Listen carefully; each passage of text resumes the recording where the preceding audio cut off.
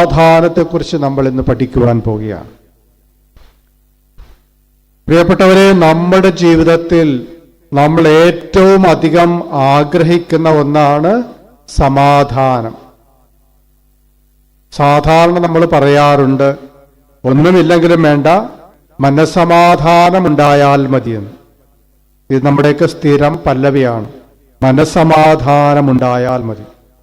ഒരിക്കലൊരു അമ്മച്ചി വന്നിട്ട് പറയുകയാണ്, എല്ലാം ഉണ്ടച്ചോ, പക്ഷേ ഒരു മനസ്സമാധാനവുമില്ല, കുടുംബത്തിൽ സമാധാനമില്ല, ആവശ്യത്തിലേറെ സമ്പത്തുണ്ട്, ബിസിനസ്സൊക്കെ നല്ല രീതിയിൽ പുരോഗമിച്ചിട്ടുണ്ട്, എല്ലാ മക്കളും നല്ല നിലയിലാണ് ജീവിക്കുന്നത്, എല്ലാവർക്കും മെച്ചപ്പെട്ട വരുമാനമുണ്ട്, നല്ല ആഡംബര വീടുകളുണ്ട്, എല്ലാവർക്കും അവരുടെ മനസ്സിനിണങ്ങിയ രീതിയിലുള്ള ആഡംബര വാഹനങ്ങളൊക്കെയുണ്ട്. പക്ഷെ ഇല്ലാത്തത് എന്താണെന്ന് ചോദിച്ചു കഴിഞ്ഞാൽ മനസ്സമാധാനമില്ല, കുടുംബത്തിൽ സമാധാനമില്ല. കാരണം ചോദിച്ചു പറഞ്ഞു വന്നപ്പോൾ ആ കുടുംബത്തിൽ സ്നേഹമില്ല എന്ന് അമ്മച്ചു പറയുകയാണ്. നമുക്കറിയാം പ്രിയപ്പെട്ടവരെ, സ്നേഹമില്ലാത്തിടത്ത് ഒരിക്കലും സമാധാനമുണ്ടാകുകയില്ല. പ്രിയപ്പെട്ടവരെ, നമ്മുടെ ജീവിതത്തിൽ എന്തിൻ്റെയെങ്കിലും കുറവുണ്ടെങ്കിൽ നമുക്ക് ആദ്യം നഷ്ടപ്പെടുന്നത് മനസ്സമാധാനമാണ്. ഇതൊക്കെ നമ്മുടെ ജീവിതാനുഭവമാണ്. എനിക്കറിയാവുന്ന ഒരു സമ്പന്നനായ നല്ലൊരു കാസുകാരനായ വ്യക്തിയുണ്ടായി, മരിച്ചുപോയി. ആ വലിയ വീട് ഒന്നുമില്ല, ആഡംബരങ്ങളൊന്നുമില്ല, ഒരു സാധാരണ വീട്, ഒരു പഴയ വീട് തന്നെയാണ്. അന്നത്തെ കാലത്തെ ഒരു വലിയ വീടെന്ന് പറയാം. ചെറിയ കാർ, ലളിതമായ ഭക്ഷണം, അതുപോലെ ആരെയും പിണക്കാറില്ല, എല്ലാവരുമായിട്ട് നല്ല ഇണക്കത്തിലാണ്. ആവശ്യമെന്ന് കണ്ടു കഴിഞ്ഞാൽ പരിധി വിട്ട് സഹായിക്കുന്ന ഒരു നല്ല മനുഷ്യൻ. മക്കളെല്ലാം നല്ല നിലയിലാണ്, ബിസിനസ് എല്ലാം വിജയിക്കുന്നു, ഒന്നിനും കുറവില്ല. പക്ഷെ അയാൾക്ക് ഒരു മനസമാധാനക്കേടുണ്ടാക്കുന്ന ഒരു കുറവുണ്ടായിരുന്നു. അത് അയാളുടെ ഒരു മകൻ ഒരു സ്ക്രിസോഫ്രേനിക്കായിട്ട് അങ്ങനെ രോഗിയായ ഒരു മകനുണ്ടായിരുന്നു എന്നത് അദ്ദേഹത്തിന്റെ ജീവിതത്തിലെ ഒരു ദുഃഖവാർത്തയായിരുന്നു. അത് അദ്ദേഹത്തിന്റെ മനസമാധാനം കെടുത്തിയിരുന്നു. ആ മകൻ എപ്പോഴും അദ്ദേഹത്തിന് ദുഃഖകാരണമായിരുന്നു. പ്രിയപ്പെട്ടവരെ, നമ്മുടെയൊക്കെ ജീവിതം പരിശോധിക്കുകയാണെങ്കിൽ നമ്മുടെയെല്ലാം മനസമാധാനത്തിന് ഭംഗം വരുത്തുന്ന നിരവധി കാരണങ്ങൾ നമുക്ക് എണ്ണി പറയുവാനായിട്ടുണ്ടാകും. ഒരുപക്ഷെ കുടുംബത്തിൽ ആരെങ്കിലും മദ്യപാനമാകാം, അല്ലെങ്കിൽ ആരുടെയെങ്കിലും കോപിക്കുന്ന പ്രകൃതിയാകാം, മക്കളുടെ ദുർവാസനകളാകാം, അല്ലെങ്കിൽ മക്കളുടെ മോശമായിട്ടുള്ള കൂട്ടുകെട്ടുകളാകാം, അയൽക്കാരുടെ ശല്യമാകാം. അങ്ങനെ പ്രിയപ്പെട്ടവരെ, നമുക്ക് മനസമാധാനക്കേട് കൊണ്ടുവരുന്ന ഇങ്ങനെ നിരവധിയായിട്ടുള്ള കാര്യങ്ങൾ നമുക്ക് എണ്ണി ഓർമ്മയിലേക്ക് കൊണ്ടുവരുവാനായിട്ട് സാധിക്കും. നമ്മളൊക്കെ പറയാറുണ്ട്, മനസമാധാനമായി ഉറങ്ങിയിട്ട് ദിവസങ്ങളായി, ആഴ്ചകളായി, മാസങ്ങളായി എന്നൊക്കെ പലരും പറയാറുണ്ട്. വിവാഹം കഴിഞ്ഞ് 2 വർഷമായി 4 വർഷമായി കുട്ടികളാകുന്നില്ല. നമുക്ക് എന്താണ് നഷ്ടപ്പെടുന്നത്? മനസമാധാനം നഷ്ടപ്പെടും, അല്ലേ? നമുക്ക് മനസമാധാനം നഷ്ടപ്പെടും. വിവാഹം കഴിഞ്ഞ് ഗർഭിണിയായി എന്ന് വിചാരിക്കുക, 3-ാം മാസത്തിലെ സ്കാനിങ് റിപ്പോർട്ട് കഴിഞ്ഞപ്പോൾ ഡോക്ടർ പറയുകയാണ്, കുട്ടിക്ക് വൈകല്യങ്ങളുണ്ട്, കുട്ടിക്ക് വളർച്ച കുറവാണ്. വീണ്ടും നമുക്ക് മനസമാധാനം നഷ്ടപ്പെടുകയാണ്. കൊച്ചു വലുതായപ്പോൾ അവനെ സ്കൂളിൽ ചേർത്തു. ആദ്യത്തെ ഓപ്പൺ ഹൗസിൽ തന്നെ ക്ലാസ് ടീച്ചർ മാതാപിതാക്കന്മാരെ വിളിച്ചിട്ട് പറയാണ്, കുട്ടി പഠിക്കുന്നില്ല, അവൻ കുസൃതിയാണ്, ക്ലാസ്സിൽ ശ്രദ്ധിക്കുന്നില്ല, ഭയങ്കര കുരുത്തക്കേടാണ്. അപ്പോൾ മാതാപിതാക്കന്മാർക്ക് നഷ്ടപ്പെടുന്നത് എന്താണ്?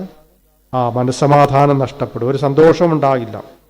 പ്രിയപ്പെട്ടവരെ, അങ്ങനെയൊക്കെ നോക്കുമ്പോൾ നമ്മുടെ അനുദിന ജീവിതത്തിലെ ഓരോരോ കാര്യങ്ങൾ പരിശോധിക്കുകയാണെങ്കിൽ, ജോലി കിട്ടിയില്ല എങ്കിൽ, വിവാഹം നടന്നില്ലെങ്കിൽ, വീട് പണി പൂർത്തിയായില്ലെങ്കിൽ, പരീക്ഷ പാസ്സായില്ലെങ്കിൽ, വിസയുടെ തടസ്സം മാറിയില്ല എങ്കിൽ, നമുക്ക് PR ലഭിച്ചില്ല എങ്കിലൊക്കെ നമുക്ക് നഷ്ടപ്പെടുന്നത് മനസമാധാനമാണ്.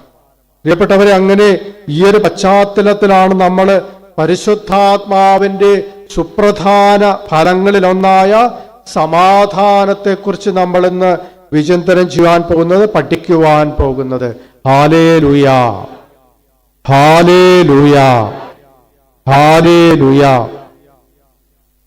സ്നേഹം നിറഞ്ഞ സഹോദരീ സഹോദരന്മാരെ, പരിശുദ്ധാത്മാവിന്റെ ഫലമായ സമാധാനമെന്ന് പറയുന്നത് കേവലം യുദ്ധമില്ലാത്ത അവസ്ഥയല്ല, ഒരു പ്രതിസന്ധിയോ ഒരു സംഘർഷമോ ഒന്നുമില്ലാത്ത ഒരവസ്ഥയല്ല സമാധാനമെന്ന് പറയുന്നത്. ക്രിസ്തു നൽകുന്ന സമാധാനമെന്ന് പറയുന്നത്, പരിശുദ്ധാത്മാവ് നൽകുന്ന സമാധാനമെന്ന് പറയുന്നത് ആന്തരികമായ ശാന്തതയാണ്, മനസ്സിന്റെ സ്വസ്ഥതയാണ്. അതിനെയാണ് സമാധാനമെന്ന് പറയുന്നത്. മെക്സിക്കോയിൽ വളരെയധികം ജനശ്രദ്ധ ആകർഷിച്ച ഒരു ചിത്രരചനാ മത്സരം നടന്നു. ഈ മത്സരത്തിൽ പങ്കെടുക്കുവാനായിട്ട് നിരവധി ചിത്രകാരന്മാർ വന്നു ചേർന്നു. ഈ മത്സരത്തിലുള്ള വിഷയമെന്ന് പറയുന്നത് എന്തായിരുന്നു? സമാധാനം എന്ന വിഷയമാണ്. യഥാർത്ഥ സമാധാനം, അതായിരുന്നു വിഷയം. ഈ ആശയം എങ്ങനെയാണ് ചിത്രത്തിലാക്കുവാനായിട്ട് സാധിക്കുന്നത് എന്ന് പലർക്കും ആലോചിച്ചിട്ടൊരു പിടിയും കിട്ടിയില്ല. പല ചിത്രകാരന്മാരും എന്തൊക്കെയോ കുത്തിക്കുറിച്ചിട്ട് അവര് സ്ഥലം വിട്ടു. ചിലരൊക്കെ മത്സര രംഗത്ത് നിന്ന് പിന്മാറുകയുണ്ടായി. എന്നാൽ ഈ ചിത്രരചന അവസാനിക്കുമ്പോൾ അവസാനം ഒരാൾ ക്യാൻവാസിൽ ഒരു പ്രശാന്ത സുന്ദരമായ അന്തരീക്ഷത്തിൽ, അതിൻ്റെ ആ ഒരു പശ്ചാത്തലത്തിൽ ഒരു കമനീയമായ ഒരു തടാകവും ആ തടാകത്തിലൂടെ ഒരു വഞ്ചി, ശാന്തമായി നീങ്ങുന്ന ഒരു വഞ്ചിയെ ചിത്രീകരിച്ചു. അതാണ് അദ്ദേഹം ചിത്രീകരിച്ചത്. എന്നാൽ വേറൊരു ചിത്രകാരനാകട്ടെ, അയാൾക്ക് വിഭിന്നമായ ഒരു ഭാവനയാണ് ഉണ്ടായിരുന്നത്. അതിങ്ങനെയാണ് പറയുന്നത്: അയാൾ തന്റെ ക്യാൻവാസിൽ കർക്കടക മാസത്തിന്റെ ആ കർത്തവാവിന്റെ ഭീതിജനകമായ പശ്ചാത്തലത്തിൽ ഭയാനകമായ കൊടുങ്കാറ്റ് വീശുന്നതും കടലിലെ ശക്തമായ തിരമാലകൾ ഒരു പാറക്കെട്ടിൽ ആഞ്ഞടിക്കുന്നതും അദ്ദേഹം ചിത്രീകരിച്ചു. എല്ലാവരുടെയും ശ്രദ്ധയാകർഷിക്കുന്നത് ഈ പാറക്കെട്ടിന്റെ ഒരു ചെറിയ വിള്ളലിൽ ഒരു കുഞ്ഞു കുരുവി വളരെ സ്വസ്ഥമായി ഉറങ്ങുന്നതും അദ്ദേഹം വരച്ചു വയ്ക്കുകയാണ്. പ്രിയപ്പെട്ടവരെ, ഒന്നാം സമ്മാനം ലഭിച്ചതും ഒത്തിരിയേറെ പ്രശംസ ലഭിച്ചതും പ്രോത്സാഹനങ്ങൾ ലഭിച്ചതും ഈ ഒരു ചിത്രത്തിനാണ്. അതായത് പുറത്ത് ഭീതിജനകമായ ഒരു അന്തരീക്ഷമുണ്ടാകുമ്പോഴും അതൊന്നും ബാധിക്കാത്ത വിധത്തിൽ ഉള്ളിൽ സ്വസ്ഥത അനുഭവിച്ചുകൊണ്ട് ഉള്ള ഒരവസ്ഥയാണ് സമാധാനമെന്ന് ഈ ചിത്രത്തിലൂടെ ആ ചിത്രകാരൻ വരച്ചു വയ്ക്കുകയാണ്, നമുക്ക് പറഞ്ഞു തരികയാണ്. പ്രിയപ്പെട്ടവരെ, ഏത് പ്രക്ഷുബ്ധമായ അവസ്ഥയിലും ഏത് അസ്വസ്ഥമാക്കുന്ന കാര്യങ്ങളിലും മനസ്സിനെ സ്വസ്ഥമാക്കി ശാന്തമാക്കി വയ്ക്കുന്ന അവസ്ഥയാണ് സമാധാനമെന്ന് പറയുന്നത്. വഴക്കുകളും കലഹങ്ങളും ഇല്ല എന്ന് കരുതി കുടുംബത്തിൽ സമാധാനമുണ്ടാകുമോ? ഉണ്ടാകില്ല. പരസ്പരം തല്ലുപിടിക്കുമ്പോൾ, അപരവിദ്വേഷം അതിന്റെ പരമാവധിയിലെത്തുമ്പോൾ, വാവിട്ട വാക്കുകൾ, അമാന്യമായ വാക്കുകൾ, വൃത്തികേടിന്റെ ചുവയുള്ള പദപ്രയോഗങ്ങൾ കേട്ടുമെടുത്ത് നമ്മളൊക്കെ പറയാറുണ്ട്, നീ ഒന്നും മിണ്ടാതിരിക്കും, കുറച്ച് മനസമാധാനം ഉണ്ടാകട്ടെ, ഇല്ലേ? അതാണ് കുടുംബത്തിലൊക്കെ പലപ്പോഴും അങ്ങനെയൊക്കെ സംഭവിക്കാറുണ്ട്. വെറുതെ മിണ്ടാതിരുന്നു എന്ന് കരുതി മനസമാധാനം ഉണ്ടാകുമോ? കുടുംബത്തിൽ സമാധാനം ഉണ്ടാകുമോ? ഉണ്ടാകില്ല. അപ്പൊ മിണ്ടാതിരിക്കുന്ന ഒന്നുമല്ല സമാധാനം. സമാധാനമുണ്ടാകണമെങ്കിൽ ഹൃദയങ്ങൾ തമ്മിൽ ഐക്യമുണ്ടാകണം. ഹൃദയത്തിന്റെ ഐക്യം, പരസ്പരം മനസ്സിന് പൊരുത്തമുണ്ടാകണം. വ്യക്തികൾ തമ്മിൽ പരസ്പരം മനസ്സുകൊണ്ടും ഹൃദയം കൊണ്ടും അകന്നാണിരിക്കുന്നതെങ്കിൽ ഒരിക്കലും അവിടെ സമാധാനം ആസ്വദിക്കുവാനായിട്ട് ആ കുടുംബത്തിലുള്ളവർക്ക് സാധിക്കുകയില്ല. ആ കുടുംബത്തിൽ സമാധാനം ഉണ്ടാകുകയില്ല. അപ്പോൾ സമാധാനം സ്നേഹത്തിന്റെ ഫലമായിട്ടുണ്ടാകുന്നതാണ്. സ്നേഹവും സൗഹൃദവും ഉള്ളിടത്തെ സമാധാനം തഴച്ചു വളരുകയുള്ളൂ. ഉച്ചത്തിൽ വിളിക്കാം, ഈശോയേ. ഉള്ളു തുറന്ന് വിളിക്കട്ടെ, സമാധാനത്തിന്റെ രാജാവായവനേ. കുടുംബത്തിൽ സമാധാനം നൽകണമേ. ഞങ്ങളിൽ സ്നേഹവും സൗഹൃദവും വളർത്തണമേ. ഞങ്ങളുടെ ഹൃദയങ്ങളെ വിശുദ്ധീകരിക്കണമേ. ഞങ്ങളുടെ മനോഭാവങ്ങളെ പൗത്രീകരിക്കണമേ. Hallelujah, hallelujah, hallelujah. പ്രിയപ്പെട്ടവരെ, 2008 ഡൽഹിയിൽ വെച്ച് ഒരു മലയാളി പയ്യൻ ഭയങ്കരമായ മാനസിക സംഘർഷം അനുഭവിക്കുന്ന ഒരവസ്ഥയിൽ പരിഹാരം ആഗ്രഹിച്ചുകൊണ്ട് ഞങ്ങളുടെ ആശ്രമത്തിലേക്ക് വന്നു. ഭയങ്കരമായ ഭയാനകമായ, നമുക്കൊക്കെ ഊഹിക്കാൻ പോലും പറ്റാത്ത അത്രമാത്രം സംഘർഷം അനുഭവിക്കുന്ന ഒരു നേഴ്സ്, ഒരു പയ്യൻ. അവനൊരു വലിയ ഹോസ്പിറ്റലിലെ നേഴ്സാണ്. വിവാഹം കഴിഞ്ഞിട്ടുള്ള, ഒറ്റക്ക് താമസിക്കുകയാണ്. ആരുമായിട്ടും അധികം അടുപ്പം കാത്തു സൂക്ഷിക്കാത്തൊരു മകൻ. അവന്റെ പ്രശ്നം ആരെയും ഉൾക്കൊള്ളുവാനോ അംഗീകരിക്കുവാനോ അവന് പറ്റുന്നില്ല. ഒപ്പം ജോലി ചെയ്യുന്നവരെ ഒരിക്കലും അംഗീകരിക്കാൻ പറ്റുന്നില്ല. എല്ലാവരോടും അവന് വെറുപ്പാണ്, എല്ലാവരോടും വിദ്വേഷം. എന്നാൽ ആരും അവന്റെ ശത്രുക്കളല്ല. ആരുമായിട്ട് ഒരിക്കലും ഒരു ശത്രുതയില്ല, ഒരു വഴക്കുണ്ടായിട്ടില്ല, ഒന്നും ഉണ്ടായിട്ടില്ല, ഒരു അഭിപ്രായ വ്യത്യാസമേ, അങ്ങനെ ഒന്നുമില്ല. എല്ലാവരും തന്നെ അംഗീകരിക്കണമെന്നോ തന്നെ ആദരിക്കണമെന്നോ അവൻ ആഗ്രഹിക്കുന്നില്ല. തന്നെ സ്നേഹിക്കണമെന്നൊന്നും ഈ പയ്യൻ ആഗ്രഹിക്കുന്നില്ല. അവനെ അലട്ടുന്ന പ്രശ്നമെന്ന് പറയുന്നത്, പ്രിയപ്പെട്ടവരെ, അവന്റെ ഭാവനയാണ്. ഈ മകൻ ഭാവനയിലൂടെ ഓരോരോ ഇല്ലാത്ത കാര്യങ്ങളൊക്കെ കാണുകയാണ്. കൂടെ ജോലി ചെയ്യുന്നവർക്ക് തന്നോട് വിരോധമാണെന്ന് അവനിങ്ങനെ ഭാവനയിൽ ചിന്തിക്കുകയാണ്.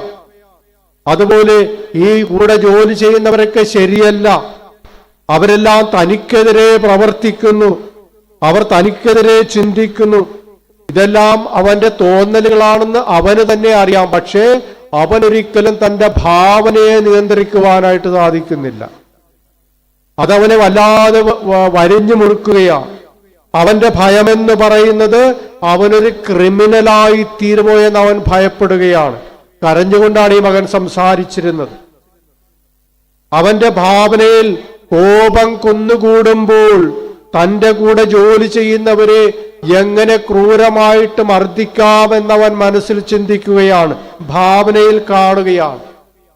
ഏതെങ്കിലും ഒരു വടി കാണുകയാണെങ്കിൽ ഈ വടി കൊണ്ട് എങ്ങനെ തന്റെ സഹപ്രവർത്തകരെ അടിക്കാമെന്നവൻ ചിന്തിക്കുന്നു.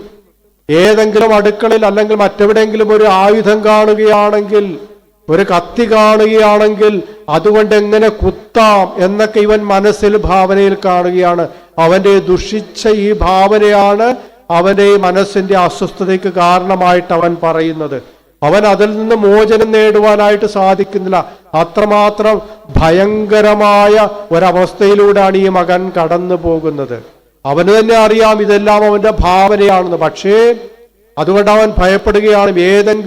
എന്തെങ്കിലും ഒരിക്കൽ അവൻ ഈ കത്തി കൊണ്ട് ആരെങ്കിലും കുത്തുമോ, ഞാനൊരു ക്രിമിനലായി തീരുമോ എന്ന് ഭയത്തോടുകൂടി അവൻ പറയുകയാണ്. പ്രിയപ്പെട്ടവർ, ഇതൊക്കെ ഒരിക്കലും സംഭവിക്കുകയില്ല എന്ന് അവന് തന്നെ അറിയാം. കാരണം അവന്റെ സഹപ്രവർത്തകരുമായിട്ട് അവൻ ഇടപഴകുമ്പോൾ ഒരു വഴക്കോ സംഘർഷമോ ഒന്നുമില്ല.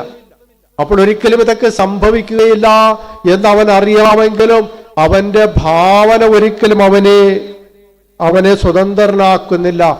ഈ ഭാവനയ്ക്ക് അടിമപ്പെട്ടവനില്ലാത്ത കാര്യങ്ങളൊക്കെ ഇങ്ങനെ ചിന്തിച്ചു കൊണ്ടിരിക്കുകയാണ്. അവന് പ്രാർത്ഥിക്കുവാനായിട്ട് സാധിക്കുന്നില്ല. പ്രാർത്ഥിക്കുവാനായിട്ട് പള്ളിയിൽ പോകുമ്പോഴും അവന്റെ മനസ്സിൽ ഈ ദുഷ്ടവിചാരങ്ങളാണ്, ഈ ദുഷ്ടഭാവനകളാണ് അവന്റെ മനസ്സിലേക്ക് കടന്നു വരുന്നത്. അവൻ പറയുകയാണ്, പ്രാർത്ഥിക്കാനിരിക്കുമ്പോൾ പോലും എനിക്കെന്റെ കോപത്തെ നിയന്ത്രിക്കുവാനായിട്ട് സാധിക്കുന്നില്ല.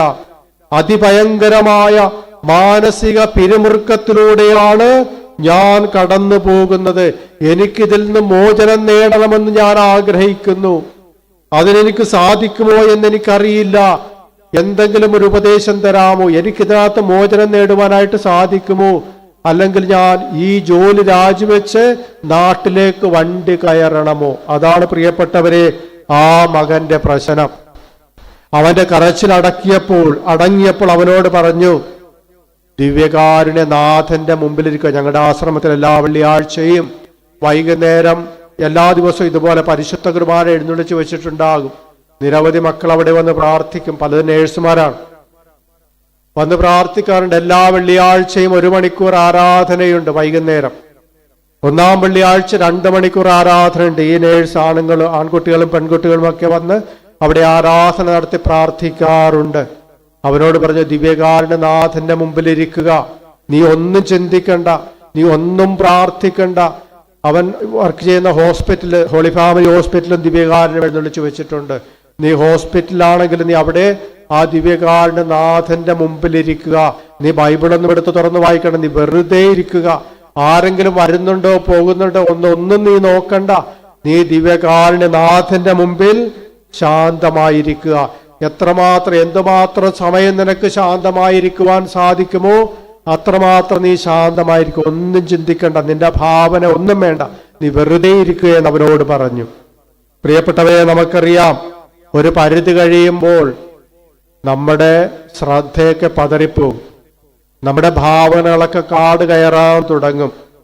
നമ്മുടെ ഉള്ളിലൊക്കെ ഒളിച്ചിരിക്കുന്ന ഭാവനകളൊക്കെ ഓരോന്നായി നാം അറിയാതെ പുറത്തേക്ക് വരും. അപ്പോൾ ആ മകനോട് പറഞ്ഞു, അങ്ങനെ വരുന്ന സമയത്ത് ആരുടെ മുഖമാണോ നിന്റെ ഉള്ളിലേക്ക് വരുന്നത് അയാളെ സമർപ്പിച്ചുകൊണ്ടൊരു സ്വർഗസ്ഥനായ പിതാവേ എന്ന് ചൊല്ലുക. ഒരു വ്യക്തിയുമായിട്ട് ഏതെങ്കിലും ഭിന്നത നിന്റെ മനസ്സിൽ തോന്നുന്നുണ്ടെങ്കിൽ, ഭാവനയിൽ ഉരുത്തിരിയുന്നുണ്ടെങ്കിൽ, ആ മകനെ അല്ലെങ്കിൽ ആ മകളെ നിന്റെ ആ സഹപ്രവർത്തകനെ സമർപ്പിച്ചുകൊണ്ട് നീ ഒരു സ്വർഗസ്ഥനായ പിതാവേ ചൊല്ലുക. അപ്പോൾ മാത്രമേ നീ പ്രാർത്ഥിക്കാവുള്ളൂ. അത്രയും സമയം നീ ശാന്തമായിട്ടിരിക്കുക. അങ്ങനെ അവൻ പ്രാർത്ഥിക്കുവാൻ തുടങ്ങി. അവനോട് പറഞ്ഞു, ഞങ്ങളോട് തെറ്റ് ചെയ്യുന്നവരോട് ഞങ്ങൾ ക്ഷമിക്കുന്നത് പോലെ ഞങ്ങളുടെ തെറ്റുകളും ക്ഷമിക്കണമേ എന്ന് പ്രാർത്ഥിക്കുമ്പോൾ നിന്റെ മനസ്സിൽ ആരുടെ മുഖമാണോ വരുന്നത് ആ വ്യക്തികളോട് നീ ഹൃദയപൂർവ്വം ക്ഷമിക്കുക. പൂർണ്ണ മനസ്സോടെ അവരോട് ക്ഷമിക്കുക. അങ്ങനെ ആരുടെ എല്ലാം മുഖം ഭാവനയിലൂടെ വരുന്നുവോ, എത്ര പ്രാവശ്യം വരുന്നുവോ അപ്പോഴൊക്കെ അവർക്ക് വേണ്ടി നീ ഇങ്ങനെ ക്ഷമിച്ച് പ്രാർത്ഥിക്കുക. ദിവ്യകാരുണ്യനാഥന്റെ മുമ്പിലാണെങ്കിലും ഇനി അഥവാ അല്ലെങ്കിൽ തന്നെയും അവർക്ക് വേണ്ടി ഈ ഭാവനകളൊക്കെ വരുന്ന സമയത്ത് നീ അവർക്ക് വേണ്ടി പ്രാർത്ഥിക്കുക. പ്രിയപ്പെട്ടവരെ, ഈ ഒരു പ്രാർത്ഥനാരീതി അവൻ കുറച്ചുനാൾ തുടർന്നപ്പോൾ അവന്റെ ഈ അവസ്ഥയ്ക്ക് മാറ്റം വന്നു തുടങ്ങി. പിന്നീട് അവൻ എല്ലാവരുമായിട്ട് ഇടപഴകുന്ന ഒരു വ്യക്തിയായിട്ട് മാറി. അവന്റെ ഭാവനയൊക്കെ അവന് നിയന്ത്രിക്കുവാനായിട്ട് സാധിച്ചു. പിന്നീട് അവൻ പ്രാർത്ഥനയ്ക്ക് നേതൃത്വം കൊടുക്കുന്ന വ്യക്തിയായി മാറി. പലരെയും പല ധ്യാന കേന്ദ്രങ്ങളിലേക്ക് അയക്കുവാനായിട്ടായി മുൻകൈയെടുത്ത് പ്രവർത്തിക്കുന്ന ഒരു വ്യക്തിയായിട്ട്, ഒരു പ്രേക്ഷിതനായിട്ട് അവൻ മാറി. പിന്നീട് അവൻ വിദേശത്ത് ജോലി കിട്ടി കഴിഞ്ഞപ്പോൾ അവൻ വിദേശത്തേക്ക് സമാധാനത്തോടെ പോകുവാനായിട്ട് അവന് സാധിച്ചു. പ്രിയപ്പെട്ടവരെ, ഓർക്കുക, കർത്താവ് പഠിപ്പിച്ച പ്രാർത്ഥന ഹൃദയപൂർവ്വം നമ്മൾ അത് ചൊല്ലുമ്പോൾ, ആ പ്രാർത്ഥന ചൊല്ലി ഹൃദയപൂർവ്വം നമ്മൾ മറ്റൊരാളോട് ക്ഷമിക്കുമ്പോൾ അത് വ്യക്തിബന്ധം നഷ്ടപ്പെട്ടവർക്ക്, ആന്തരിക സംഘർഷം അനുഭവിക്കുന്നവർക്ക് മനസ്സിന് സ്വസ്ഥത ലഭിക്കുവാനായിട്ട് കാരണമാകുന്നു, മനസമാധാനം അനുഭവിക്കുവാനായിട്ട് കാരണമാകുന്നു. കാരണം പ്രിയപ്പെട്ടവരെ, മറ്റൊന്നുമല്ല, ഈ പ്രാർത്ഥന കർത്താവ് പഠിപ്പിച്ച പ്രാർത്ഥനയാണ് എന്നുള്ളതാണ്. ഈ പ്രാർത്ഥനയുടെ ശക്തി പ്രിയപ്പെട്ടവരെ നമ്മളൊക്കെ വിചാരിക്കുന്നതിനും അപ്പുറമാണ്. പ്രിയപ്പെട്ടവരെ, ഒരാൾക്ക് മറ്റൊരാളോട് ഉള്ളിന്റെ ഉള്ളിൽ നീരസമുണ്ടെങ്കിൽ, ഏതെങ്കിലും ഒരു തരത്തിലൊരു ഇഷ്ടക്കേടുണ്ടെങ്കിൽ, അത് ഭാവനയിലാണെങ്കിൽ പോലും അവരുടെ മനസ്സിന് സ്വസ്ഥതയും സമാധാനവും ഒരിക്കലും അനുഭവിക്കുവാൻ സാധിക്കുകയില്ല എന്നതാണ് സത്യം. അതുകൊണ്ട് സമാധാനം വേണമെങ്കിൽ പ്രിയപ്പെട്ടവരെ, മനസ്സിലെപ്പോഴും മനസ്സ് സ്വസ്ഥമായിട്ട് വയ്ക്കുക, നല്ലൊരു കൂട്ടായ്മയുണ്ടാകുക. ഹല്ലേലൂയ. ഉച്ചത്തിൽ വിളിക്കാം, ഈശോയേ. മനസ്സ് തുറന്ന് വിളിക്കട്ടെ, ഈശോയേ. ആന്തരിക സംഘർഷം അനുഭവിക്കുന്നവരെ സമർപ്പിച്ചു വിളിക്കട്ടെ, ഈശോയേ. കർത്താവ് നൽകുന്ന സമാധാനം ആഗ്രഹിച്ചു വിളിക്കട്ടെ, ഈശോയേ. നമ്മുടെ ചിന്തകളും ഭാവനകളും വിശുദ്ധീകരിക്കപ്പെടട്ടെ, ഈശോയേ. നമുക്കിഷ്ടമില്ലാത്തവരെ സമർപ്പിച്ചു വിളിക്കട്ടെ, ഈശോയേ. മറ്റുള്ളവരോട് ക്ഷമിച്ചുകൊണ്ട് വിളിക്കട്ടെ. ഈശോയേ, സമാധാനം നഷ്ടപ്പെട്ടവരെ സമർപ്പിച്ചു വിളിക്കട്ടെ. ഈശോയേ, ഹല്ലേലൂയ, ഹല്ലേലൂയ, ഹല്ലേലൂയ. ഹല്ലേലൂയ. റോമാക്കാർക്കുള്ള ലേഖനം 12-ാം അധ്യായം 16 മുതൽ 18 വരെയുള്ള തിരുവചനങ്ങൾ പ്രിയപ്പെട്ടവരെ നമ്മൾ തുടക്കത്തിൽ വായിച്ചു കേട്ടു. ഈ വചനഭാഗത്ത് സമാധാനത്തിൽ വർത്തിക്കേണ്ടതെങ്ങനെയെന്ന് പൗലോസ് ശ്ലീഹ നമ്മെ പഠിപ്പിക്കുകയാണ്. നിങ്ങൾ അന്യോന്യം യോജിപ്പോടെ വർത്തിക്കുവിൻ.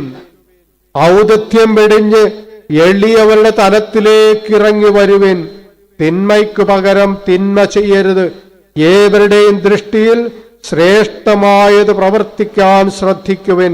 സാധിക്കുന്നിടത്തോളം എല്ലാവരോടും സമാധാനത്തിൽ വർത്തിക്കുവിൻ. പ്രിയപ്പെട്ടവരെ, പരസ്പരം യോജിപ്പുള്ളിടത്താണ് മനസമാധാനമുണ്ടാകുന്നത്. പ്രഭാഷകന്റെ പുസ്തകം 25-ാം അധ്യായം 1-ാമത്തെ തിരുവചനത്തിൽ നമ്മൾ വായിക്കുന്നു, എന്റെ ഹൃദയം 3 കാര്യങ്ങളിൽ ആനന്ദം കൊള്ളുന്നു. അവ കർത്താവിന്റെയും മനുഷ്യരുടെയും ദൃഷ്ടിയിൽ മനോഹരമാണ്. അതേതൊക്കെയാണ്? സഹോദരന്മാർ തമ്മിലുള്ള യോജിപ്പ് 1, രണ്ടാമതായിട്ട് അയൽക്കാർ തമ്മിലുള്ള സൗഹൃദം, 3 ഭാര്യാഭർത്താക്കന്മാർക്ക് പരസ്പരമുള്ള ലയം. നമുക്കൊരുമിച്ച് കരങ്ങളുയർത്തിക്കൊണ്ട് പറയാം, സഹോദരന്മാർ തമ്മിലുള്ള യോജിപ്പ്, അയൽക്കാർ തമ്മിലുള്ള സൗഹൃദം, ഭാര്യാഭർത്താക്കന്മാർക്ക് പരസ്പരമുള്ള ലയം. ഇതുണ്ടെങ്കിൽ എന്തുണ്ടാകും? സമാധാനം ലഭിക്കും. അപ്പോൾ അങ്ങനെയുള്ള കുടുംബങ്ങളിൽ സമാധാനമുണ്ടാകും, സന്തോഷമുണ്ടാകും. പരസ്പര യോജിപ്പുള്ളിടത്താണ് സമാധാനവും സന്തോഷവുമൊക്കെ ഉണ്ടാകുന്നത്. പ്രിയപ്പെട്ടവരെ, പരസ്പരം യോജിപ്പോടെ പ്രവർത്തിക്കുവാനായിട്ട് നമുക്ക് കൃപ തരുന്നതാരാണ്? പരിശുദ്ധാത്മാവാണ്. ആദിമ ക്രൈസ്തവ സമൂഹത്തിന്റെ സന്തോഷത്തിനും സമാധാനത്തിനും കാരണമെന്ന് പറയുന്നത് അവരുടെ കൂട്ടായ്മയായിരുന്നു. കാരണം അവരെ നയിച്ചത് പരിശുദ്ധാത്മാവായിരുന്നു, മറ്റാരുമല്ല. അവർക്കെല്ലാം ഏക മനസ്സും ഏക അഭിപ്രായവുമുള്ള വ്യക്തികളായിരുന്നു. അവർ ദൈവത്തെ സ്തുതിക്കുന്നവരായിരുന്നു. അവരെല്ലാവരുടെയും സംപ്രീതിക്ക് പാത്രമായ വ്യക്തികളായിരുന്നു. Hallelujah, hallelujah, hallelujah. പ്രിയപ്പെട്ടവരെ, ഇന്ന് നമ്മുടെ ജീവിതം പരിശോധിക്കുകയാണെങ്കിൽ ഈ യോജിപ്പെന്ന കൂട്ടായ്മയെന്ന പുണ്യത്തിനെതിരെ നിൽക്കുന്ന പല സാഹചര്യങ്ങളും നമ്മുടെ ചുറ്റുപാടുമുള്ളതായിട്ട് നമുക്ക് കാണാനായിട്ട് സാധിക്കും. ഉദാഹരണത്തിന് നമുക്ക് രാഷ്ട്രീയം തന്നെ എടുക്കാം. രാഷ്ട്രീയത്തിൽ പല പാർട്ടിക്കാരുണ്ട്, അല്ലെ? പല പാർട്ടികളുണ്ട്. BJP-ക്കാരുണ്ട്, കോൺഗ്രസ് ഉണ്ട്, കമ്മ്യൂണിസ്റ്റ് പാർട്ടിക്കാരുണ്ട്, മറ്റു പല പാർട്ടികളുമൊക്കെയുണ്ട്. അതിൽ തന്നെ ഭരണപക്ഷമുണ്ട്, പ്രതിപക്ഷമുണ്ട്, ഇല്ലേ? അങ്ങനെ പലരുമുണ്ട്. എപ്പോഴാണ് രാഷ്ട്രീയമായ ഒരു സമാധാനമുണ്ടാകുന്നത്? രാഷ്ട്രീയത്തിൽ സമാധാനമുണ്ട്. എപ്പോഴാ ഉണ്ടാകുന്നത്? എല്ലാ പാർട്ടിക്കാരും നാടിന്റെ പുരോഗതിക്ക് വേണ്ടിയും രാജ്യത്തിന്റെ വളർച്ചയ്ക്കും വികസനത്തിനു വേണ്ടിയും പൊതുജനത്തിന്റെ നന്മയ്ക്കും വേണ്ടി യോജിപ്പോടെ പ്രവർത്തിക്കുമ്പോഴാണ് രാഷ്ട്രീയമായ ഒരു സമാധാനമുണ്ടാകുന്നത്. അതിനു പകരം ഓരോ പാർട്ടിക്കാരും അവരവരുടെ താല്പര്യം പരിഗണിച്ച് മുന്നോട്ട് പോയാൽ, പാർട്ടികളുടെ മാത്രം വികസനം നോക്കിയാൽ അതിനെ എതിർക്കുവാനായിട്ട് മറ്റു പാർട്ടിക്കാർ വരും. അപ്പൊ സമാധാനം ഉണ്ടാവല്ലേ? ഉണ്ടാവുമോ സമാധാനം? സമാധാനം നഷ്ടപ്പെടുകയാണ്. അതിനെ എതിർക്കുവാനായിട്ട് സമരപരിപാടികളുമായിട്ട് മറ്റു പാർട്ടിക്കാരൊക്കെ വരും. അങ്ങനെ സമരപരിപാടികളൊക്കെ ആസൂത്രണം ചെയ്യുമ്പോൾ അപ്പോൾ തന്നെ സമാധാനം അവിടെ നഷ്ടപ്പെട്ട് കഴിഞ്ഞു. അതിന്റെ ഫലമായിട്ടുണ്ടാകുന്നത് എന്താണ്? സംഘർഷങ്ങളും കലാപങ്ങളും രാഷ്ട്രീയ കൊലപാതകങ്ങളും ഒക്കെ ആയിരിക്കും. വികസനത്തിന് പകരം പൊതുമുതൽ നശിപ്പിക്കുകയായിരിക്കും ചെയ്യുക. പാർട്ടിയെ സ്നേഹിക്കുന്നതിന് പകരം പലരും ഈ പാർട്ടിയൊക്കെ വിട്ടുപോകുവാനായിട്ട് പാർട്ടിയെ വെറുക്കുന്ന ഒരവസ്ഥയിലേക്ക് വരും. പൊതുജന നന്മയ്ക്ക് പകരം ജനദ്രോഹങ്ങളാകും ഇതുപോലെയുള്ള പാർട്ടി പ്രവർത്തനങ്ങളിലൊക്കെ പിന്നീടുണ്ടാകുന്നത്. അപ്പോൾ ആ രാഷ്ട്രീയമായിട്ടുള്ള സമാധാനം ഈ അവരുടെ ഇടയിൽ നഷ്ടപ്പെടുന്നതായിട്ടാണ് പലപ്പോഴും നമുക്ക് കാണുന്നത്. രാഷ്ട്രീയമായിട്ടുള്ള ഒരു സമാധാനം ഒരിക്കലും ആർക്കും ആസ്വദിക്കുവാനായിട്ട് സാധിക്കാതെ പോകുന്നതിന്റെ കാരണം ഇങ്ങനെയുള്ള സങ്കുചിതമായിട്ടുള്ള ചിന്താഗതികളാണ്. ഹല്ലേലൂയാ, ഹല്ലേലൂയാ, ഹല്ലേലൂയാ. പ്രിയപ്പെട്ടവരെ, രാഷ്ട്രീയമായ സംഘർഷത്തിനൊരു ഉദാഹരണം നമ്മൾ ബൈബിളിൽ കാണുന്നുണ്ട്. 2 സാമുവേൽ 15-ാം അധ്യായത്തിലാണ് നമ്മൾ വായിക്കുന്നത്. സാമുവേൽ പ്രവാചകന്റെ പുസ്തകം 2-ാമത്തെ പുസ്തകം 15-ാം അധ്യായത്തിൽ നമ്മളത് വായിക്കുന്നു. അപ്പനും മകനും എന്ന നിലയിൽ ധീരനായ രാഷ്ട്രതന്ത്രജ്ഞനായ ദാവീദും ഒത്തിരിയേറെ കഴിവുകളുണ്ടായിരുന്ന രാജാവിന്റെ മകൻ അബ്സലോം രാജകുമാരനും പരസ്പരം യോജിപ്പോടെ പ്രവർത്തിക്കേണ്ടതായിരുന്നു. അവർ തമ്മിൽ പരസ്പര സമാധാനത്തിൽ കഴിയേണ്ടതായിരുന്നു. അവർ പരസ്പര സ്നേഹത്തിലും ഐക്യത്തിലുമാണ് കഴിഞ്ഞിരുന്നതെങ്കിൽ ഇസ്രായേൽ ജനത്തിന് അത് വലിയൊരു അനുഗ്രഹമായി തീർന്നേനമായിരുന്നു. പക്ഷെ അബ്സലോമിനെ അംഗീകരിക്കുവാൻ ദാവീദോ, പിതാവായ ദാവീദിനെ അംഗീകരിക്കുവാനായിട്ട് അബ്സലോമോ തയ്യാറായില്ല. അവസാനം ദാവീദിൽ നിന്ന് അധികാരം പിടിച്ചെടുക്കുവാൻ അബ്സലോം ഒരു സൈനിക വിപ്ലവം തന്നെ നടത്തി. അതിന്റെ ഫലമായിട്ട് അബ്സലോമിനെ ഭയന്ന് 3 വർഷക്കാലം ദാവീദിനൊളിവിൽ കഴിയേണ്ടതായിട്ട് വന്നു. പ്രിയപ്പെട്ടവരെ, ഇതിൽ നിന്ന് തന്നെ നമുക്ക് വായിച്ചെടുക്കാവുന്നതാണ് അവർ തമ്മിൽ എത്രമാത്രം അകൽച്ച ഉണ്ടായിരുന്നുവെന്ന്. അവർ എത്രമാത്രം ശത്രുതയിലാണ് കഴിഞ്ഞിരുന്നതെന്ന് നമുക്ക് മനസ്സിലാക്കുവാൻ സാധിക്കും. രാജാവ് സ്വന്തം മകനെ ഭയന്ന് ഒളിവിൽ കഴിയേണ്ടി വരുന്ന അതിഭയാനകമായ ഒരവസ്ഥ. ഈ കാലഘട്ടത്തിൽ പ്രിയപ്പെട്ടവരെ, പലപ്പോഴും ദാവീദിന്റെ സൈന്യവും അബ്സലോമിന്റെ സൈന്യവും തമ്മിൽ ഏറ്റുമുട്ടുമായിരുന്നു. ആ ഏറ്റുമുട്ടലുകളിൽ 23,000-ഓളം ദൈവജനമാണ് ഇരുവശങ്ങളിലുമായി കൊല്ലപ്പെട്ടത്. ഒടുവിൽ അബ്സലോം രാജകുമാരന് കൊല്ലപ്പെട്ടു. ദാവീദിന് അതൊരിക്കലും ഒരു സന്തോഷ വാർത്തയായിരുന്നില്ല. തന്റെ മകന്റെ മരണവാർത്ത ദാവീദിന് താങ്ങാവുന്നതിനും അപ്പുറമായിരുന്നു. രാജാവ് കൊല്ലപ്പെട്ട തന്റെ മകന്റെ മൃതദേഹത്തിനരികിലിരുന്ന് ഹൃദയം നൊന്ത് കണ്ണുനീർ വാർത്ത് കരഞ്ഞുവെന്നാണ് നമ്മൾ വചനത്തിൽ വായിക്കുന്നത്. പ്രിയപ്പെട്ടവരെ, 3 വർഷം നീണ്ടുനിന്ന ആ ആഭ്യന്തര കലഹത്തിന്റെ കാരണം എന്തായിരുന്നു? ദൈവജനം പരസ്പരം വെട്ടിമരിക്കാനിടയാക്കിയ ആ യുദ്ധത്തിന്റെ കാരണം എന്തായിരുന്നു എന്ന് ചോദിച്ചാൽ, പിതാവും മകനും തമ്മിൽ യോജിപ്പോടെ പ്രവർത്തിക്കാതെ അധികാരത്തിനു വേണ്ടി നടത്തിയ വടംവലി മാത്രമായിരുന്നു ആ മഹാദുരന്തത്തിന്റെ കാരണം. ഹല്ലേലൂയാ, ഹല്ലേലൂയാ, ഹല്ലേലൂയാ. പ്രിയപ്പെട്ടവരെ, നമ്മുടെ കുടുംബത്തിലും ഇതുപോലെ കിരീടമില്ലാത്ത രാജാക്കന്മാരും രാജ്ഞിമാരും അമ്മ മഹാറാണിമാരും ഒക്കെ ഉണ്ടല്ലേ, പരസ്പരം വടംവലി നടത്തുന്നവര്. കുടുംബത്തിൽ എന്തുണ്ടാകും? സമാധാനമുണ്ടാകുമോ? ഉണ്ടാകില്ല. അപ്പോൾ അങ്ങനെയുള്ളവരുടെ പ്രത്യേക ശ്രദ്ധയ്ക്ക് ഭാര്യയും ഭർത്താവും തമ്മിൽ യോജിപ്പോടെ പ്രവർത്തിക്കാതിരിക്കുമ്പോൾ, അപ്പനും മക്കളും തമ്മിലുള്ള അഭിപ്രായ വ്യത്യാസത്തിൽ കൂട്ടായ്മ നഷ്ടപ്പെടുമ്പോൾ വന്നു ഭവിക്കുന്ന മായിച്ചാൽ മായാത്ത ദുരന്തങ്ങൾ, അതുണ്ടാക്കുന്ന വലിയ വലിയ നാശനഷ്ടങ്ങൾ എത്ര ഭയാനകങ്ങളാണെന്ന് നമുക്ക് കണക്ക് കൂട്ടാവുന്നതേയുള്ളൂ. ഭർത്താവ് ഒരു വഴിക്കും ഭാര്യ വേറൊരു വഴിക്കും ചിന്തിക്കുകയും പ്രവർത്തിക്കുകയും ചെയ്യുമ്പോൾ അവിടെ മനസ്സമാധാനം ഉണ്ടാകില്ല. ഉണ്ടാകുമോ? ഉണ്ടാകില്ല. എന്ന് മാത്രമല്ല, അവിടെ സംഭവിക്കുന്ന ദുരന്തങ്ങൾ പത്രങ്ങളിൽ നിന്ന് നമ്മൾ മാത്രമല്ല ലോകം മുഴുവനും അത് വായിച്ചെടുക്കും. മക്കളും മാതാപിതാക്കളും പരസ്പര വിരുദ്ധ ധ്രുവങ്ങളിലൂടെ സഞ്ചരിച്ചാൽ അവരുടെ ദീർഘവീക്ഷണമില്ലാത്ത ചിന്തകളും പ്രവർത്തികളും ദുഃഖദായകങ്ങളായിരിക്കും. ചിലതെല്ലാം നാടിന്റെ നൊമ്പരമായിട്ട് മാറും. ഉറങ്ങിക്കിടന്ന ഒരു മകനെ പോലീസ് വിളിച്ചുണർത്തി ഒരു ജോഡി ചെരുപ്പും ഡ്രസ്സും കാണിച്ചു.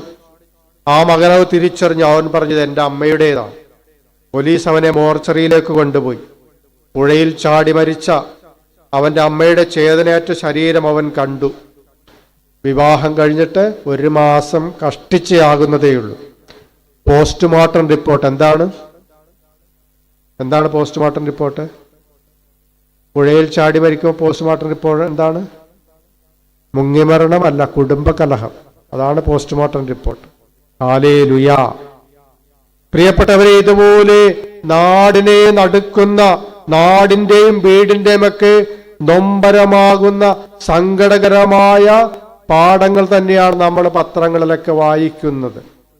കുടുംബകലഹം, കൂട്ടായ്മ നഷ്ടപ്പെട്ടു പോകുമ്പോൾ, സ്നേഹം നഷ്ടപ്പെട്ടു പോകുമ്പോൾ, സമാധാനം നഷ്ടപ്പെട്ടു പോകുമ്പോൾ സംഭവിക്കുന്ന നൊമ്പരങ്ങൾ, ഇതൊക്കെ പാഠങ്ങളാണ്.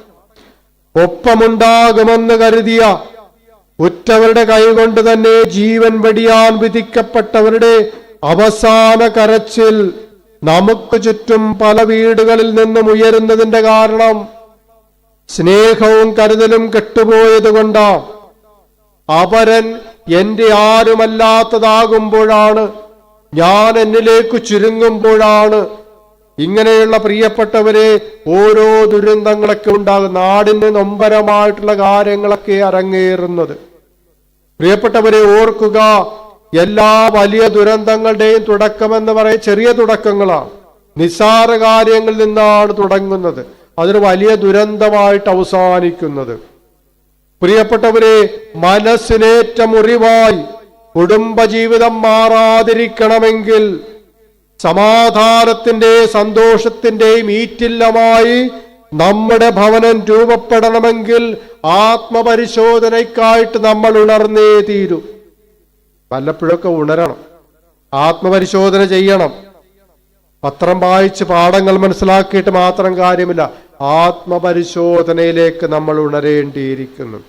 നഷ്ടപ്പെട്ടതിനെ തിരികെ പിടിക്കുവാനായിട്ട്, കൈമോശം വന്നതിനെ കൈക്കുള്ളിലാക്കാൻ നമ്മൾ പലതും ഓർത്തെടുത്ത് നവീകരിക്കേണ്ടതുണ്ട്.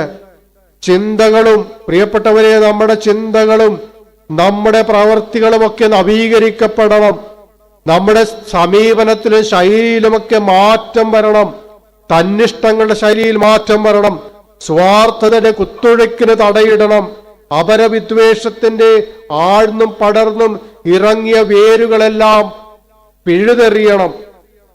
പരസ്പരം കൂട്ടായ്മയും പരസ്പരം യോജിപ്പിലേക്ക് നമ്മൾ വളർന്നില്ല എങ്കിൽ, പ്രിയപ്പെട്ടവരെ, ഒരിക്കലും സമാധാനം ആസ്വദിക്കുവാനായിട്ട് സാധിക്കുകയില്ല.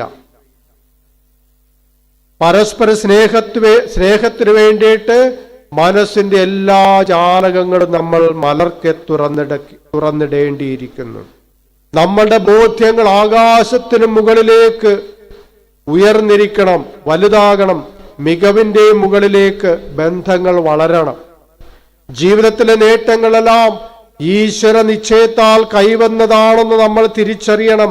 ആ ഒരു വിശ്വാസ പ്രമാണം നമ്മുടെ ജീവിതത്തിൽ ഉണ്ടാകണം. സ്വന്തം ഉന്നതിയിലെ അവരെ സാന്നിധ്യം തിരിച്ചറിയുകയും വേണം.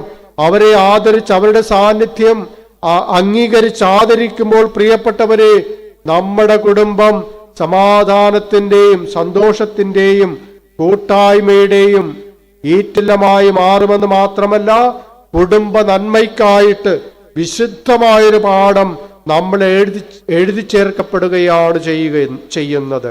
ഉച്ചത്തിൽ വിളിക്കാം, ഈശോയേ. വിശ്വാസത്തോടെ വിളിക്കാം, ഈശോയേ. കുടുംബത്തിൽ സമാധാനമുണ്ടാകട്ടെ, ഈശോയേ. മനസ്സിന് സ്വസ്ഥതയുണ്ടാകട്ടെ, ഈശോയേ. മനസമാധാനത്തിന് തടസ്സമായ എല്ലാ തിന്മകളും വിട്ടുപോകട്ടെ, ഈശോയേ. പരസ്നേഹം വളർത്തണമേ, ഈശോയേ. സ്വാർത്ഥത വിട്ടുപോകട്ടെ, ഈശോയേ. വിദ്വേഷം അവസാനിക്കട്ടെ, ഈശോയേ. ഞങ്ങളെ കൂട്ടായ്മയിൽ നിലനിർത്തണമേ, ഈശോയേ. Hallelujah, hallelujah, hallelujah. ഹല്ലേലൂയ. ഒരിക്കൽ വെള്ളക്കാരും കറുത്തവർഗക്കാരും കൂടി ഒരുമിച്ചുകൂടിയ ആദ്യത്തെ ഒരു ലോകമഹാസമ്മേളനം നടന്നുകൊണ്ടിരിക്കുമ്പോൾ അതിലൊരാൾ പറഞ്ഞു, വെള്ളക്കാർക്കും കറുത്തവർഗക്കാർക്കും ഒരേ വേദിയിൽ ഒരുമിച്ചിരിക്കുക ബുദ്ധിമുട്ടായതിനാൽ അവ രണ്ടായി തിരിയുന്നതാണ് നല്ലത്, മനസമാധാനത്തിന് നല്ലത്. മറ്റൊരാൾ പറഞ്ഞു, ഒരുമിച്ച് പങ്കുചേരുന്നതിലും ഒരുമിച്ച് പങ്കുവയ്ക്കുന്നതിലുമാണ് സൗഹൃദം അടങ്ങിയിരിക്കുന്നത്. പ്രിയപ്പെട്ടവരെ, ആ മീറ്റിംഗിൽ ഒരു സ്ത്രീ രണ്ടായി പിരിയുന്നതിനെ എതിർത്തുകൊണ്ട് ഉച്ചത്തിൽ വിളിച്ചു പറഞ്ഞു, സൗഹൃദമെന്ന് പറയുന്നത് മനുഷ്യനുണ്ടാക്കുന്നതാണ്. സൗഹൃദമെന്ന് പറയുന്നത് മനുഷ്യ സൃഷ്ടിയാണ്, മനുഷ്യനുണ്ടാക്കുന്നതാണ്. പക്ഷേ കൂട്ടായ്മ ദൈവം തരുന്നതാണ്. കൂട്ടായ്മ ആര് തരുന്നതാണ്? ദൈവം തരുന്നതാണ്. ദൈവത്തിന് മനുഷ്യനെയാണ് വേണ്ടത്. അവന്റെ നിറമോ അവന്റെ കളറോ അവന്റെ ജാതിയോ അവന്റെ ജോലിയല്ലോ ദൈവത്തിന് വേണ്ടത്. പ്രിയപ്പെട്ടവരെ, സമാധാനം നിലനിൽക്കുന്നത് എവിടെയാണ്? കൂട്ടായ്മയിലാണോ സൗഹൃദത്തിലാണോ? കൂട്ടായ്മ ഉള്ളിടത്താണ് പരസ്പര യോജിപ്പുണ്ടാകുന്നത്. അവിടെയാണ് പരസ്പര യോജിപ്പോടെ പ്രവർത്തിക്കുവാനായിട്ട് സാധിക്കുന്നത്. കൂട്ടായ്മയ്ക്കെന്നും ആത്മീയമായ ഒരു പരിവേഷമുണ്ട്, അതിനൊരു ആത്മീയതയുണ്ട്. എന്നാൽ സൗഹൃദമെന്ന് പറയുന്നത് അങ്ങനെയാണ്, ലൗകികമാണ്. അതിന് പലപ്പോഴും ഒരു സ്വാർത്ഥപരമായ ലക്ഷ്യങ്ങളുണ്ട്. മനുഷ്യനുണ്ടാക്കുന്നതാണല്ലോ സൗഹൃദം എന്ന് പറയുന്നത്. സ്വാർത്ഥ താല്പര്യങ്ങൾക്ക് വേണ്ടിയിട്ട് ആരൊക്കെ എൻ്റെ കൂട്ടുകാരാകണം, എൻ്റെ സുഹൃത്തുക്കളാകണമെന്നൊക്കെ നമ്മൾ തീരുമാനിക്കുന്നതാണ്. അതെപ്പോൾ വേണമെങ്കിലും അവസാനിക്കാവുന്നതാണ്. സൗഹൃദമൊക്കെ ഏത് നിമിഷത്തിലും അവസാനിച്ചു പോകാവുന്നതാണ്. അതൊരു നയതന്ത്ര ബന്ധമാണ്. പലപ്പോഴും സുഹൃത്തുക്കൾ തന്നെ സുഹൃത്തുക്കളെ കൊന്ന ചരിത്രങ്ങളില്ല അല്ലെ? കാര്യം സാധിക്കുന്നതിന് വേണ്ടി, അല്ലെങ്കിൽ നടക്കാതെ പോകുമ്പോഴൊക്കെ എത്രയെത്ര സംഭവങ്ങളാണ് നമ്മൾ വായിക്കുന്നത്. കൂട്ടുകാരനെ കൊന്നു. അപ്പോൾ അങ്ങനെ ചതിച്ച എത്രയെത്ര സംഭവങ്ങൾ. അപ്പോൾ പ്രിയപ്പെട്ടവര്, സമാധാനം, യഥാർത്ഥ സമാധാനം ഉണ്ടാകുന്നത് സൗഹൃദത്തിലല്ല, കൂട്ടായ്മയിലാണ്. നമ്മൾ തിരിച്ചറിയണം, കൂട്ടായ്മയ്ക്കാണൊരു ആത്മീയതയുള്ളത്. അത് ദൈവത്തിൽ നിന്നാണ്. അപ്പോൾ ആദിമ ക്രൈസ്തവ സമൂഹത്തിലുണ്ടായിരുന്നത് സൗഹൃദമാണോ കൂട്ടായ്മയായിരുന്നോ? കൂട്ടായ്മയായിരുന്നു. Hallelujah, hallelujah, hallelujah. കാരണം ഈ ആദിമ ക്രൈസ്തവ സമൂഹത്തെ കൂട്ടായ്മയിൽ ഒന്നിപ്പിച്ചതാരാണ്? പരിശുദ്ധാത്മാവാണ്. അതുകൊണ്ട് കൂട്ടായ്മ ഒരിക്കലും ആർക്കും തകർക്കാൻ പറ്റാത്തതാണ്. അത് ദൈവത്തിൽ നിന്നാണ് വരുന്നത്. അതിന്റെ ഉറവിടം ദൈവമാണ്. അത് ആർക്കും വേർപെടുത്താൻ പറ്റാത്തതാണ്. അത് ആത്മാവിന്റെ പ്രവൃത്തിയാണ്. അതുകൊണ്ട് ആദിമ ക്രൈസ്തവ സമൂഹത്തില് ഏറ്റക്കുറച്ചിലുകൾ ഇല്ലാതിരുന്നതിന്റെ കാരണം അതാണ്. സ്വാർത്ഥതയില്ലാതിരുന്നതിന്റെ കാരണം അതാണ്. തന്നിഷ്ടങ്ങളുടെ രീതി ഇല്ലാതിരുന്നതിന്റെ കാരണം അതാണ്. അവർ പരസ്പരം ആദരിക്കുന്നവരും അംഗീകരിക്കുന്നവരുമായിരുന്നു. പിതാവും പുത്രനും പരിശുദ്ധാത്മാവും തമ്മിലുള്ള ബന്ധം എന്താണ്? ഏത് ബന്ധമാണ്? സൗഹൃദമാണോ കൂട്ടായ്മയാണോ? കൂട്ടായ്മയാണ്. ഹല്ലേലൂയ. ചില മക്കൾ പറയും, ഞങ്ങൾ അപ്പനും മക്കളും തമ്മിൽ സുഹൃത്തുക്കളാണ്. ഇല്ലേ? പറയാറ് ഞങ്ങൾ സുഹൃത്തുക്കളെ പോലെയാണ്. പ്രിയപ്പെട്ടവരെ, അങ്ങനെ പറയുന്ന മക്കൾ ഓർക്കുക, അതൊരു ശരിയായ പദമല്ല. അങ്ങനെയുള്ള ബന്ധമെന്ന് പറയുന്ന ഒരു ലൗകിക ബന്ധമാണ്, ഒരു കാര്യസാധ്യത്തിന് വേണ്ടിയുള്ള ബന്ധമാണ്. അപ്പൻ്റെ എന്തെങ്കിലുമൊക്കെ നേടിയെടുക്കുന്നതിന് വേണ്ടിയിട്ടാണ് അങ്ങനെ പറയുന്നത് സുഹൃത്തുക്കൾ എന്ന് പറയുന്നത്. പ്രിയപ്പെട്ടവര്, മാതാപിതാക്കളും മക്കളും തമ്മിലുണ്ടായിരിക്കേണ്ട ബന്ധമെന്ന് പറയുന്നത് കൂട്ടായ്മയുടെ ബന്ധമാണ്. അങ്ങനെ ഒരു ബന്ധമുണ്ടെങ്കിൽ ആ കൂട്ടായ്മ ആർക്കും തകർക്കുവാനായിട്ട് സാധിക്കില്ല. അതൊരിക്കലും അവസാനിക്കുന്ന ബന്ധമല്ല. അതിനൊരു ആത്മീയതയുണ്ട്. അത് ദൈവികമാണ്, ദൈവത്തിൽ നിന്ന് വരുന്നതാണ്. Hallelujah, hallelujah, hallelujah, hallelujah, hallelujah. പ്രിയപ്പെട്ടവരെ, അപ്പോൾ ഒന്നാമതായിട്ട് പരസ്പര യോജിപ്പുള്ളിടത്താണ് സമാധാനമുണ്ടാകുന്നത്. രണ്ടാമതായിട്ട്, സമാധാനമുണ്ടാകണമെങ്കിൽ നമ്മൾ എളിമയുള്ളവരായിരിക്കണമെന്ന് ശ്ലീഹാ നമ്മെ പഠിപ്പിക്കുകയാണ്. ഔദത്യം വെടിഞ്ഞ് എളിയവരുടെ തലത്തിലേക്ക് ഇറങ്ങി വരിക. ബുദ്ധിമാനെന്ന് നിങ്ങൾ നടിക്കരുത്, ബുദ്ധിമാന്മാരെന്ന് നിങ്ങൾ നടിക്കരുത്. അതാണ് രണ്ടാമതായിട്ട്. അതായത് റോമാക്കാർക്കുള്ള ലേഖനം 12-ാമത്തെ 16-ാമത്തെ തിരുവചനമാണ്. 16-ാമത്തെ തിരുവചനം. സാധാരണ ചിലർക്ക് പല അബദ്ധധാരണകളുണ്ട്. ഞാനൊക്കെ എന്തോ വലിയ സംഭവമാണ്, അല്ലെ, ഞാനൊരു സംഭവമാണെന്ന് ഞാൻ സ്വല്പം മികച്ചതാണ്, ഞാനിത്തിരി കൂടിയവളാണ് എന്നൊക്കെ ചിന്തിക്കാറുണ്ട്. എനിക്ക് ഭയങ്കര ബുദ്ധിയാണ്, അല്ലെ, ഫുൾ എ പ്ലസ് ഒന്നും കിട്ടില്ല, എന്തായാലും ഭയങ്കര ബുദ്ധിയാന്ന് പറയും.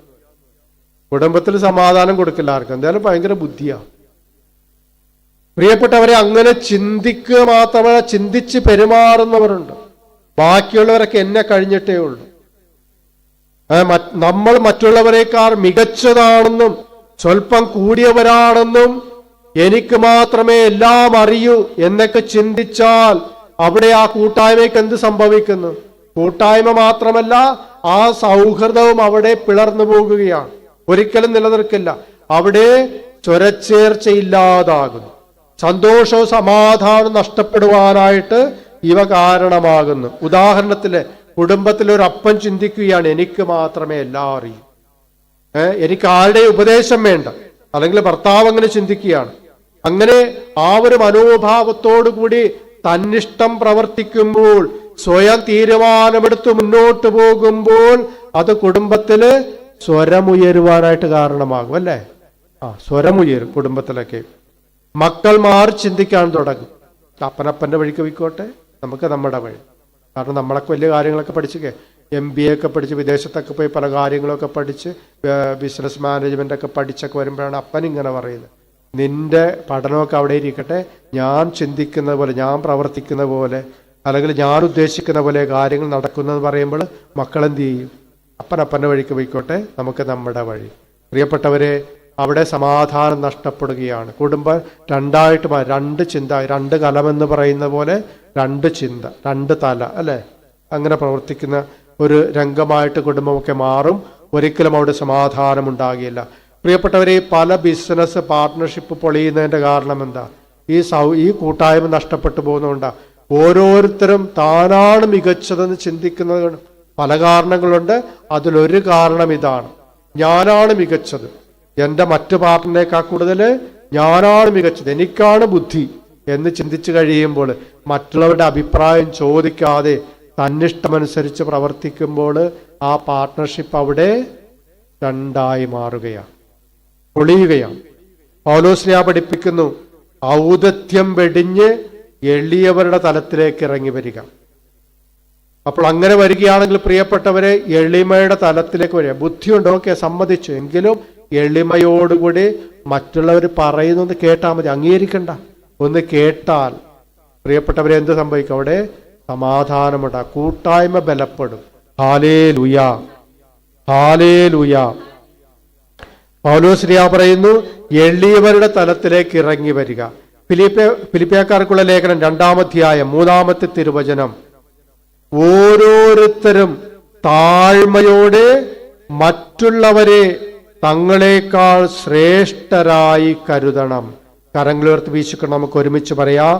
ഓരോരുത്തരും താഴ്മയോടെ മറ്റുള്ളവരെ തങ്ങളെക്കാൾ ശ്രേഷ്ഠരായി കരുതണം.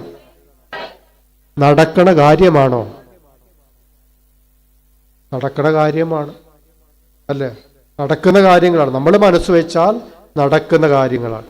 പ്രിയപ്പെട്ടവരെ, ഈ ഒരു മനോഭാവം നമ്മൾ വളർത്തിയെടുത്താൽ മറ്റുള്ളവരെ പരിഗണിക്കുന്ന, അവരെ ബഹുമാനിക്കുന്ന, ആദരിച്ച് അംഗീകരിക്കുന്ന, മറ്റുള്ളവരെ ശ്രേഷ്ഠരായി കരുതുന്ന ഈ ഒരു മനോഭാവം നമ്മൾ വളർത്തിയെടുത്താൽ അവിടെ എന്തുമാത്രം സമാധാനവും സന്തോഷവും ഉണ്ടാകുമെന്ന് നമുക്ക് ഊഹിച്ചെടുക്കാവുന്നതേ ഉള്ളൂ. ഒരിക്കൽ വീട് വഞ്ചരിക്കുവാനായിട്ട് കുമ്പളങ്ങിയിൽ 10 വർഷങ്ങൾക്ക് മുമ്പാണ് വീട് വഞ്ചരിക്കുവാനായിട്ട് പോയപ്പോൾ എന്നെ ആകർഷിച്ചൊരു വീടുണ്ടായിരുന്നു.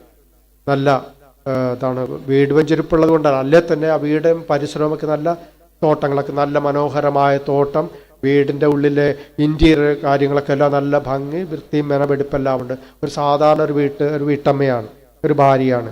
അപ്പം ഞാൻ അയാളോട് ചോദിച്ചു, ചേട്ടൻ എന്താ ജോലി ചോദിച്ചപ്പോൾ ഞാനൊരു പോലീസ് ഉദ്യോഗസ്ഥനാണ്, ഞാനൊരു പോലീസുകാരനാണ്.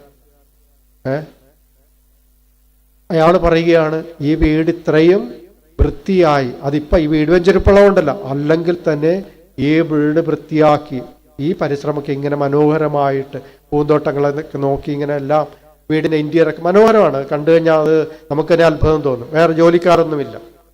അപ്പോൾ ഈ അമ്മച്ചിയാണ് ഇതെല്ലാം ചെയ്യുന്നത്. ഇങ്ങനെ തുന്നൽ പണികളൊക്കെ ചെയ്ത് നല്ല നല്ല നല്ല ഭംഗി, വീടിന്റെ ഉള്ളൊക്കെ ഡെക്കറേറ്റ് ചെയ്തിരിക്കുന്ന കാണാനായിട്ട് നല്ല ഭംഗിയാണ്. അപ്പോൾ ഈ പോലീസുകാരനായ ആ ഒരു ഉദ്യോഗസ്ഥൻ അയാൾ പറയുകയാണ്, ഇതെല്ലാം ആരാണ്? ഭാര്യയാണ് ചെയ്യുന്നത്. അല്ലെ, സാധാരണ ഇങ്ങനെ വലിയ ഉദ്യോഗസ്ഥന്മാർക്ക് അങ്ങനെ പറയുക. എളിമയോടുകൂടി ഭാര്യ ചെയ്യുന്ന ആ ജോലിയെ അംഗീകരിക്കുമ്പോൾ, അതിനെ അപ്രീഷിയേറ്റ് ചെയ്യുമ്പോൾ, വിലമതിക്കുമ്പോൾ അവിടെ എന്താ സംഭവിക്കുന്നത്? കുടുംബത്തിലൊരു ഒരു കൂട്ടായ്മ, ഒരു സന്തോഷം, ഒരു സമാധാനം അവിടെ ഉണ്ട്. അല്ലെ, സ്നേഹമുള്ളിടത്ത് സൗഹൃദം, സമാധാനമൊക്കെ ഉണ്ടാകും. അതാണ് ആ കുടുംബത്തിലുണ്ടായിരുന്നത്. അവിടെ ഒരു കലഹം എന്ന് പറയുന്നില്ല. അപ്പോൾ പ്രിയപ്പെട്ടവരെ, ഒരു കുടുംബത്തിലെ അംഗങ്ങൾ പരസ്പരം അംഗീകരിച്ചും ബഹുമാനിച്ചും സ്വയം താഴ്മയുള്ളവരായി ജീവിച്ചാൽ ആ കുടുംബം സ്വർഗീയമായ സമാധാനം കൊണ്ട് നിറയുമെന്ന കാര്യത്തിൽ ഒരിക്കലും സംശയിക്കേണ്ട. ആ ഭവനം സ്വർഗതുല്യമായി തീരും. അത് സമാധാനത്തിന്റെ ഒരു പവർ ഹൗസായിട്ട് മാറും. ഉച്ചത്തിൽ വിളിക്കാം, ഈശോയേ. ഹൃദയം തുറന്ന് വിളിക്കാം, സമാധാനം ആഗ്രഹിച്ച് വിളിക്കാം. ഞങ്ങളെ എളിമയുള്ളവരാക്കണമേ. മറ്റുള്ളവരെ അംഗീകരിക്കുവാനുള്ള കൃപ തരണമേ. മറ്റുള്ളവരെ ആദരിക്കുവാനുള്ള മനസ്സിന് തുറവി തരണമേ. മറ്റുള്ളവരെ ശ്രേഷ്ഠരായി കരുതുവാനുള്ള മനസ്സ് തരണമേ. കുടുംബത്തിൽ സമാധാനം നിറയട്ടെ. കുടുംബത്തിൽ കൂട്ടായ്മ വളരട്ടെ. Hallelujah, hallelujah, hallelujah, hallelujah. പ്രിയപ്പെട്ടവരെ, നമുക്ക് കണ്ണുകൾ അടക്കാം. പരസ്പരം യോജിപ്പുള്ളിടത്താണ് സമാധാനമുണ്ടാകുന്നത്. പരസ്പരം ആദരിച്ചും അംഗീകരിച്ചും എളിമയോടെ ജീവിക്കുമ്പോൾ നമ്മുടെ കുടുംബം സമാധാനത്തിൽ ഉറപ്പുള്ള കുടുംബമായി മാറുന്നു. അവിടെ ഒരിക്കലും അവസാനിക്കാത്ത സന്തോഷമുണ്ടാകും. നമുക്ക് ഒരുമിച്ച് പ്രാർത്ഥിക്കാം. പരിശുദ്ധാത്മാവേ, പരിശുദ്ധാത്മാവേ, ഞങ്ങളിൽ വന്നു നിറയണമേ. ഞങ്ങളിൽ വന്നു നിറയണമേ. ഞങ്ങളെ സമാധാനത്തിന്റെ ഉപകരണമാക്കണമേ. ഞങ്ങളെ സമാധാനത്തിന്റെ ഉപകരണമാക്കണമേ. ഞങ്ങളുടെ കൂട്ടായ്മയെ ബലപ്പെടുത്തണമേ. ഞങ്ങളുടെ കൂട്ടായ്മയെ ബലപ്പെടുത്തണമേ. സ്നേഹത്തിൽ നിലനിർത്തണമേ. സ്നേഹത്തിൽ നിലനിർത്തണമേ. Hallelujah, hallelujah, hallelujah, hallelujah, hallelujah, hallelujah. പ്രിയപ്പെട്ടവരെ, നമുക്ക് എഴുന്നേറ്റ് നിൽക്കാം. നമുക്ക് പരിശുദ്ധാത്മാവിനെ നൽകിയ ദിവ്യകാരുണ്യനാഥനാണ് നമ്മുടെ മുമ്പിൽ ഇവിടെ സന്നിഹിതനായിരിക്കുന്നത്. പരിശുദ്ധാത്മാവിനെ തന്നതിന് അവിടുന്ന് ദാനങ്ങളും ഫലങ്ങളും നൽകി നമ്മുടെ ജീവിതത്തെ, നമ്മുടെ കുടുംബത്തെ, സമൂഹത്തെ, സഭയെ അനുഗ്രഹിക്കുന്നതിനെ ഓർത്ത് നമുക്ക് അവിടുത്തെ സ്തുതിച്ചാരാധിച്ച് മഹത്വപ്പെടുത്തി നന്ദി പറയാം. എത്ര സ്തുതിച്ചാലും നമുക്കത് മതിവരാത്ത കാര്യമാണ്. എന്തെല്ലാം നന്മകളാണ് പരിശുദ്ധാത്മാവ് നമ്മൾക്ക് നൽകുന്നത്. പൂർണ്ണ ഹൃദയത്തോടെ, പൂർണ്ണ മനസ്സോടെ നമുക്ക് ആരാധിച്ച് സ്തുതിച്ച് ദിവ്യകാരുണ്യനാഥനെ മഹത്വപ്പെടുത്താം. Hallelujah, hallelujah. കരങ്ങൾ